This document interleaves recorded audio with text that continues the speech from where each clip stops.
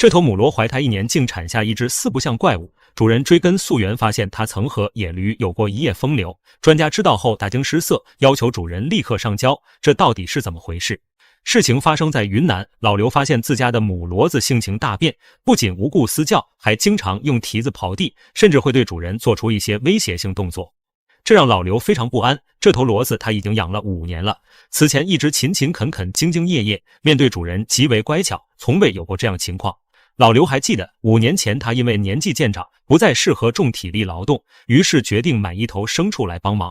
家里的驴虽然勤劳，但力量有限，买一匹马他又负担不起草料的费用，于是他决定带驴去配种，希望能得到一头身强体壮的骡子。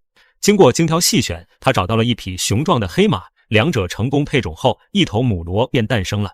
这只母骡在老刘的精心照料下茁壮成长，体型高大，肌肉结实，就像马一样。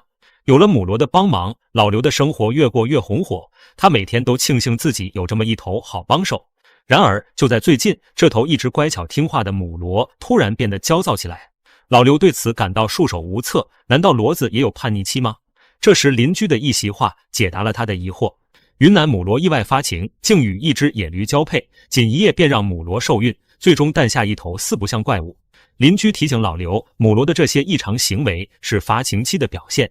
一开始老刘并不相信，他一直以为骡子无法生育，又怎么会发情呢？尽管心存疑虑，他也只能等待发情期自然结束。次日清晨，老刘去喂母骡时，发现它消失得无影无踪。他急忙查看监控，发现母骡竟是被一头野驴带走的。